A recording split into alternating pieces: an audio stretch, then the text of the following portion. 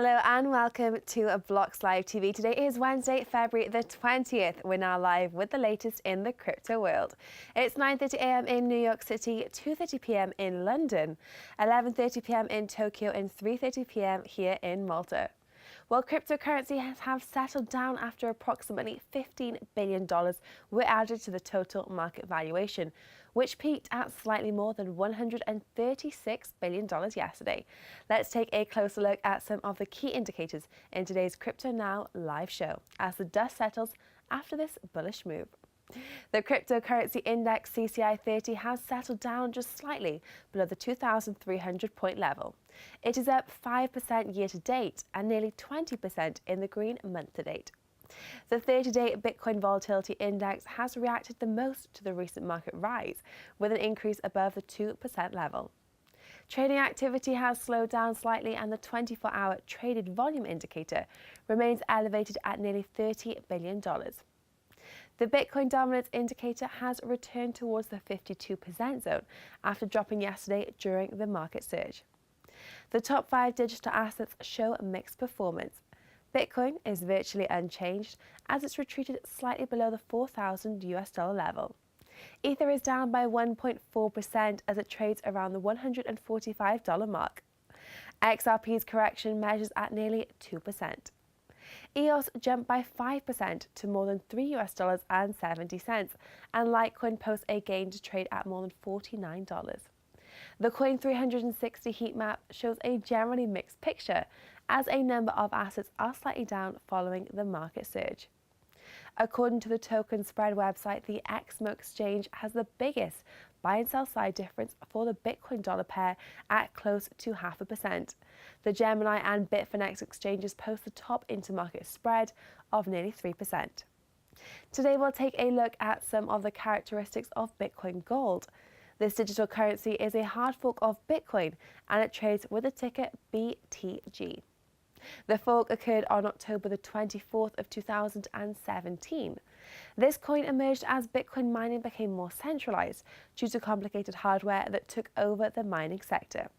It became increasingly difficult for simple users to participate in mining due to the rise of expensive and powerful mining rigs. The BTG solves this issue by using a different hashing algorithm, which uses more memory than a specific mining hardware has available. However, anyone can mine BTG with graphic cards, which make mining less centralized. The price of this virtual coin jumped above the $500 level shortly after the launch. As all other cryptocurrencies, it lost a significant portion of its value, but in the past 24 hours, it's climbed above the $12 mark. Now let's see if there are any patterns forming in terms of cryptocurrency performance by their use case reported by the Messari website. Well, the infrastructure group is the worst performer today, with a decline of slightly more than 1%. Most of the assets are lower, with the exception of EOS, which has just gained some ground. The media and entertainment category is the top performer, with an increase of nearly 2%.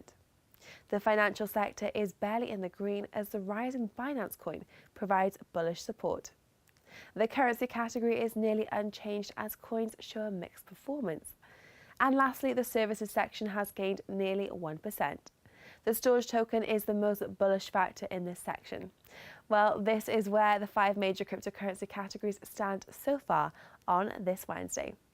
We'll now focus on the most significant moves among the top 100 cryptocurrencies to identify the top gainers and the biggest decliners.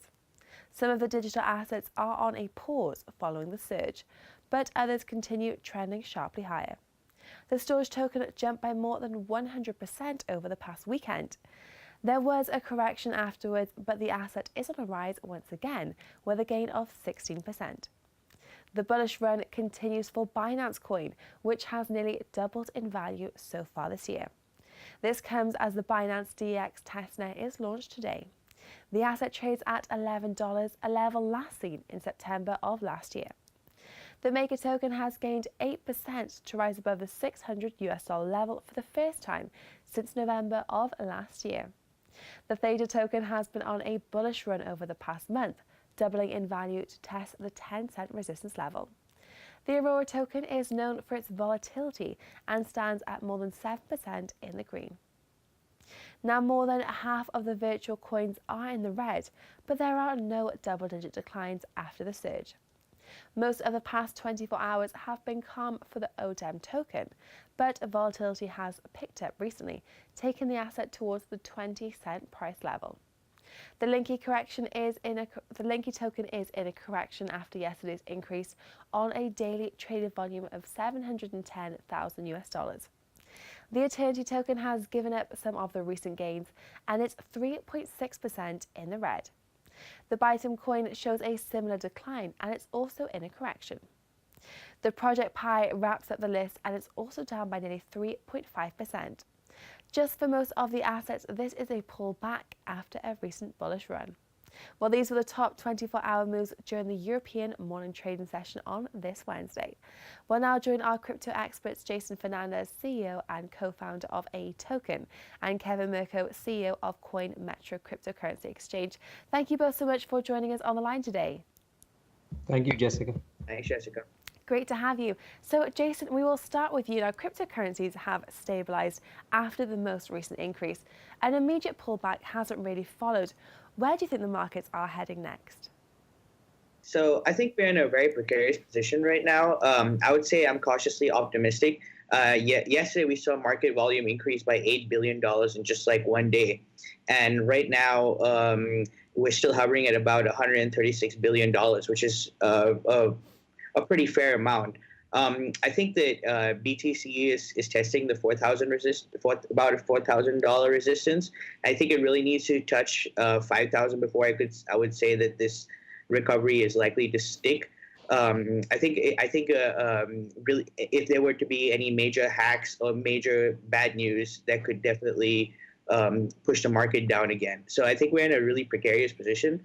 But assuming we continue to see good volume and slight upticks, we could be in, it could actually turn around more permanently.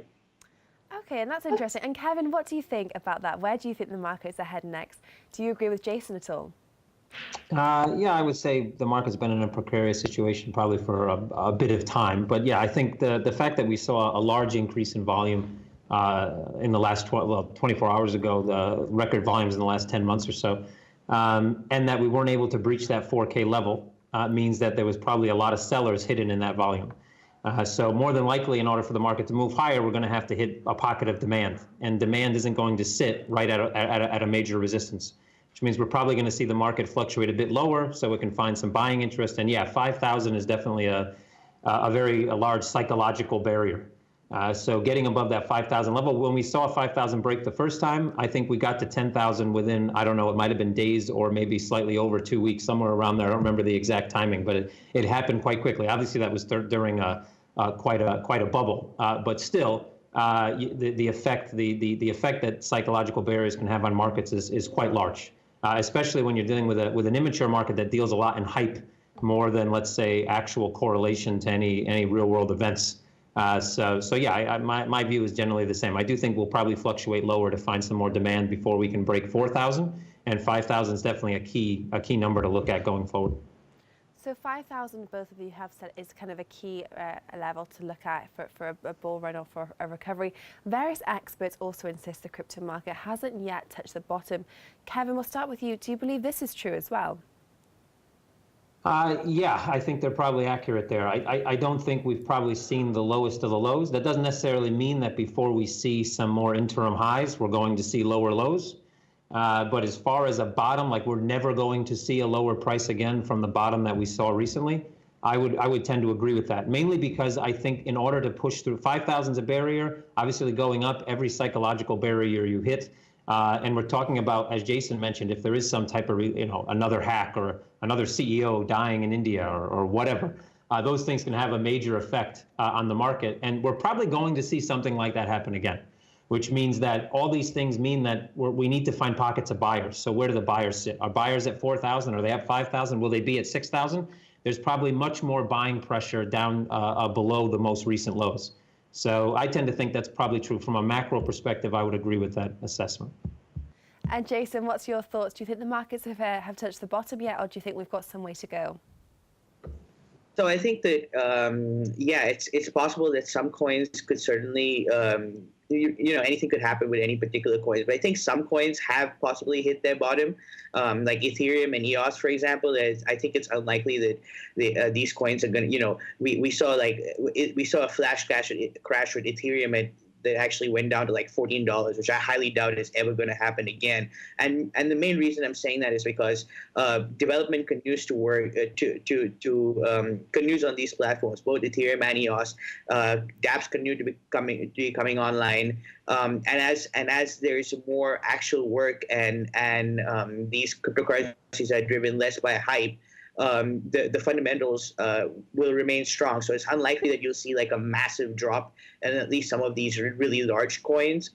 I mean, in the near future. But yeah, there are certainly some other coins which could certainly crash. But overall, I don't know if the crypto market has reached its bottom yet. But certainly there are some coins that will probably be going up from this way forward, I think.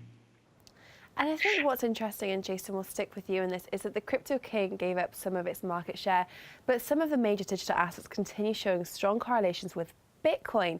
So when we look at actually why do we see cryptocurrencies maintaining this correlation, and how does that impact the market? Yeah, so there are several reasons for this. One is that some investors continue to consider cryptocurrencies as a group rather than individual projects with unique trajectories, Another thing is what, like Kevin just pointed out, in an unregulated and young market, you're dominated by retail investors. And retail investors tend to be more exposed to behavioral biases and hype. So when you have, once the more institutional investors come in, you might start not see that so much. But currently, you have a market dominated by retail investors, so you're going to see a lot of correlation. Also, in some cases, investors must first buy Bitcoin or ETH before they can exchange those for whatever their desired cryptocurrency, which sort of pushes that dominance up. Generally, you have a correlation that's higher during market slides and lower when market improves. And that's because bad news for Bitcoin usually negatively affects the entire market, whereas good news only specifically tends to affect Bitcoin. So we saw that in August last year when the SEC's decision to postpone its Bitcoin ruling sent the market, basically sent shockwaves through the market, and we had 36 billion wiped out in less than 24 hours. But now we're seeing strong fundamentals from a lot of altcoins. So that would explain the correlation between Bitcoin and altcoins, and because they're both going up right now. So on the whole, I mean, you see a lot of really strong fundamentals from Litecoin, from EOS, Ethereum. So I think that generally is a good sign, and that would explain some of the correlation. And Kevin, on the topic of Bitcoin correlation, so we also spoke to Matty Greenspan from eToro, and he recently tweeted that this is a thing that the bear may not still be over yet. Why do you think we are seeing this Bitcoin correlation? Well, I think the points that Jason made are not much to add on those, to be honest. The points of the fact that retail investors, because they're retail investors, they're not institutionals. They don't have the experience that an institutional investor has. And they group these things, they consider crypto to be, well, crypto. So if one crypto goes up, they have the assumption that another one will, and then retail investors tend to follow each other. So at the end of the day, they go from one asset class to another inside of crypto, and that's why you see lots of correlation. And the same thing that Jason already mentioned, that many platforms are limited in the amount of assets they offer. So someone has to buy Bitcoin in order to gain access to be able to buy an altcoin, or perhaps a token or whatever, and they have to jump between platforms as well. So at the end of the day, that's why many times you will see Bitcoin rise in price as other altcoins rise in price, and Bitcoin would normally rise in price at a more exponential level, basically because in order to get into any other asset class, Bitcoin was the first place that most people went because it maintained most of the liquidity in the market. So as far as I think Matty Greenspan's comment, as far as this meaning that the bear market might not be over, you can play that both ways, because obviously if we're talking about that Bitcoin holds the majority of liquidity in the market, and Bitcoin starts to see an actual correction here, or not a correction, but a reversal, let's say back into more a bullish trend, then that should mean that if the correlation continues, that altcoins will follow. But at the same point, if you're looking to see that Bitcoin's probably going to see lower lows and the correlation continues, well, same thing should happen. Though, if the altcoin market remains stable, as Jason mentioned as well, the altcoin market is starting to stabilize at some level, almost more than Bitcoin is, especially certain assets. If that continues to happen and there is correlation, that can actually support Bitcoin price.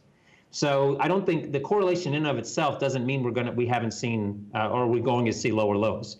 It just simply means that there's going to be some type of correlation on both sides. So it depends on really where the entire market heads as a whole. That correlation, if that continues, well, that means the entire market heads in one direction for the most part. And now, Kevin, let's move on to some of the potential market movers. So obviously the founder of Tesla and SpaceX, Elon Musk, has recently spoken out positively on digital currencies. Can one of the world's top influencers, can he have an impact on the markets, and a positive impact at that? Definitely on a hype-driven market, and a market that's not driven, let's say, by fundamentals or by technicals alone, which usually happens in a more immature market like we're currently sitting in. These type of things can have an immediate effect.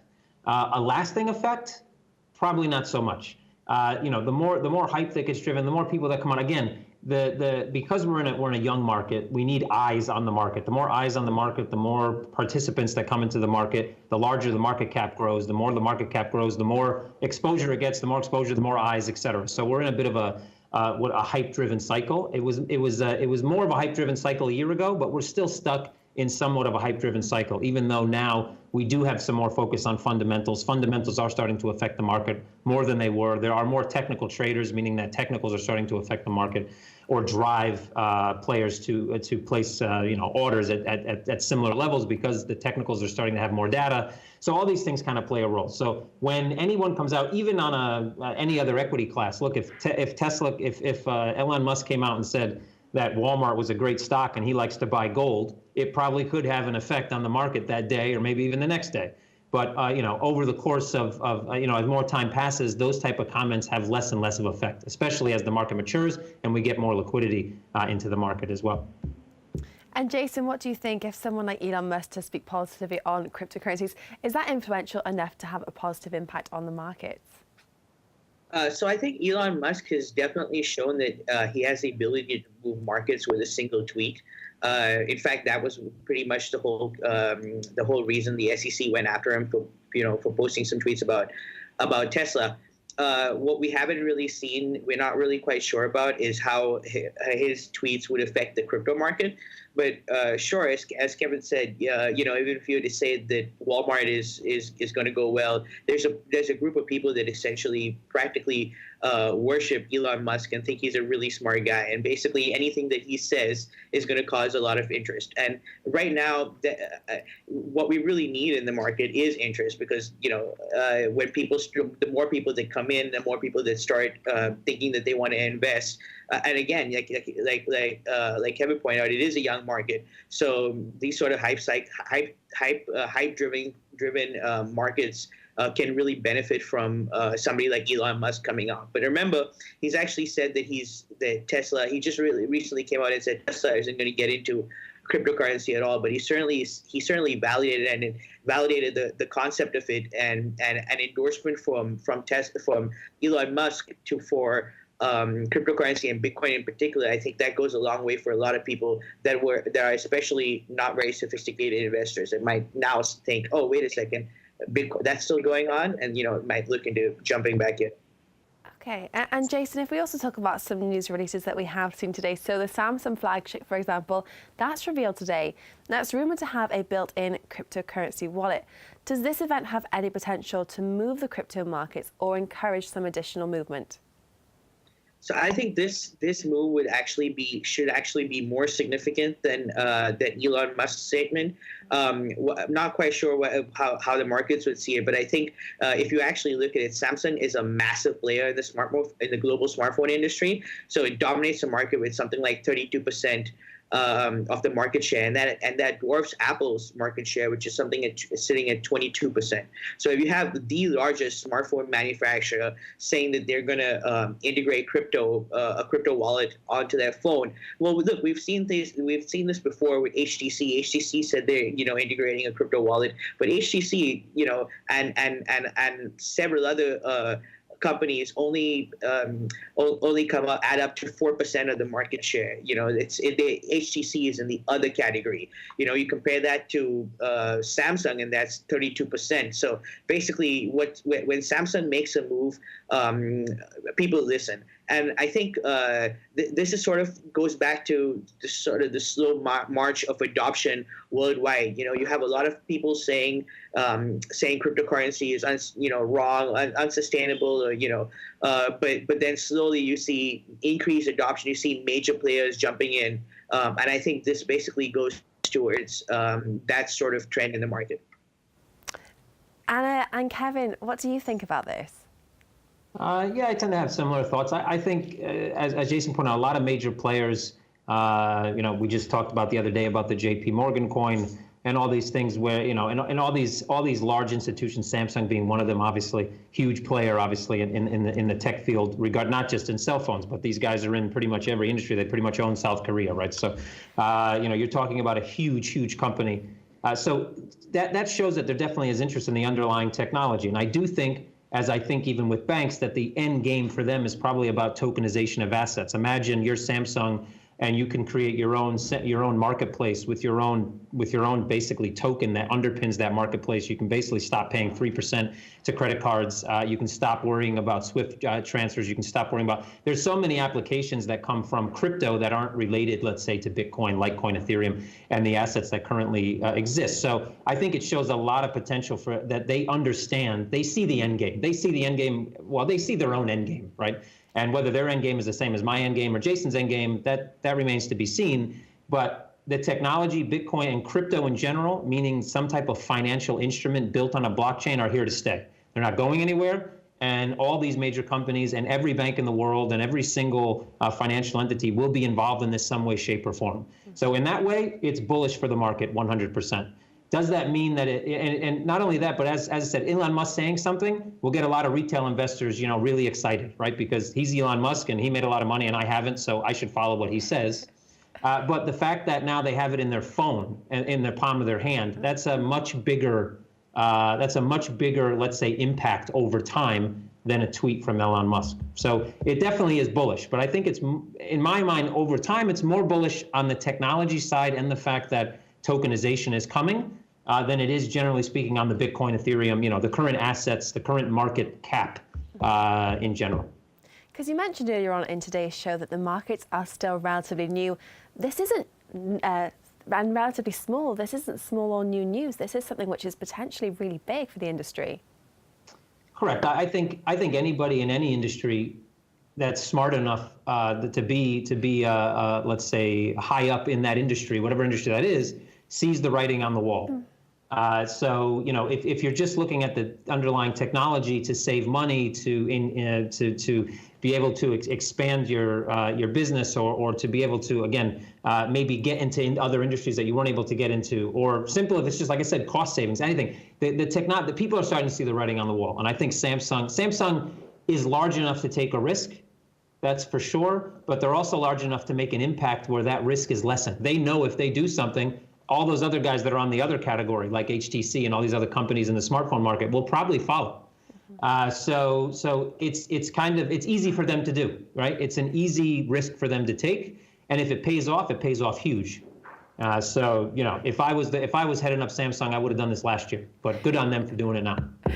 And Jason, we're gonna go to you now, because Binance has also launched their decentralized exchange testnet today. So Binance Coin is on the rise. What does this mean for the industry and for markets in general? So I think Binance, Binance makes their money via transaction fees. So whenever you have massive increase in trading volumes, like we were just talking about, clearly that's going to have an effect on the Binance Coin and basically Binance's entire business model. And one of the things they've been really successful about is the Binance distributed exchange. Well, I mean, they managed to really put in some features where people would be interested in using it. So the decentralized exchanges have existed before, but we haven't quite had the liquidity within them. And not only that, but they haven't really quite caught on, partly because there's problems with the speed of the order matching system, and it just doesn't quite have the market dominance that Binance has. Whereas with the Binance distributed exchange, you have a faster speed of the order matching system, and basically a speed that is comparable to centralized exchanges. Also, the ability for users to gain full control of their funds, because they're utilizing non-custodial wallets, and also there would be a larger, over time anyways, in the long term, there'll be a larger liquidity of a wide range of crypto assets. So I think that Binance is doing some really good things, and whenever you see massive trading, given the fact that given how they make their money, certainly that's going to be good for Binance. But also this distributed exchange, I think it really changes the game and really encourages. It has the features which would encourage people to move from a centralized exchange to a decentralized exchange without feeling the negative effects that you'd expect, because Binance chain has been custom built for decentralized exchanges. So you have 1 second block times and large transactional capacity. So the scalability of Binance chain will enable decentralized exchanges, including Binance, to process trading volumes that are literally on par with centralized exchanges. So I think there's some really strong fundamentals with Binance, and I think that's why it's doing so well. And Kevin, just quickly, what are your thoughts? Are they in line with Jason's at all? Well, being an exchange owner, obviously I might be a little biased on my comments, but overall, I think I like the concept of decentralized exchanges. I love the concept. What I think there's a bit of a misconception in the market that decentralized exchanges can skirt regulatory oversight, and in my opinion, they cannot. So one of the major reasons why volume wants to go on to decentralized exchanges, let's say we had and Jason is right in saying that the technology, one of the major reasons why there wasn't such a push to decentralized exchanges in the past was because of limitations on latency on orders. So the matching system between the orders was quite slow. You weren't able to do any type of higher frequency trading, which is which most algorithms that trade on crypto, which do most of the volume in crypto, generally trade at a higher frequency than just someone clicking a button. So at the end of the day, getting that out of the way opens the door for more people to come on decentralized exchanges. But the second reason a lot of people wanted to use decentralized exchanges was because they didn't require KYC. And it remained some type of anonymity within the structure. And you're also talking about Binance owning the blockchain technology, which means that the power of that is somewhat centralized. They're also charging about $100,000 to get assets listed. So, I'm on the fence. I think decentralization is great, but I think there are some misconceptions on how much different that will be in the end from the let's say the current financial marketplace and outside of crypto, when in terms of regulation and in terms of other things. And when it comes to speed of transaction and actual decentralization of power, I don't know if this current setup actually makes all that much sense, considering that Binance owns the technology. So, but anyway, either way, again, right now in a hype-driven market, anything that can bring eyes to this market, anything that brings in new, let's say, new capital into this market is a good thing for everyone involved. So if this brings some PR and it brings in some heavyweights into the market, I'm all for it. Awesome. Well, Kevin, Jason, thank you so much for sharing your insights. It's always a pleasure to catch up. Thank you so much for joining me on the line today. Thank you, Jessica. Thanks so much. Now, before we sign off, I do have a last-minute update from our editorial staff regarding the crypto market. Well, digital assets have made another move higher as the total market capitalization tested the level around $136 billion, which is yesterday's high. The daily traded volume is down from yesterday's peak of $36 billion. However, turnover of approximately $31 billion is elevated when compared to what we have seen so far this year. Bitcoin continues flirting with the key $4,000 key level, and Binance Coin trades around $11 as the decentralized exchange testnet has launched. Well, that's all for this Wednesday's Crypto Now live show. We thank Kevin Mirko and Jason Fernandez for their expert analysis, and we thank you, the audience, for joining us, and invite you all to accompany us every weekday at the same time.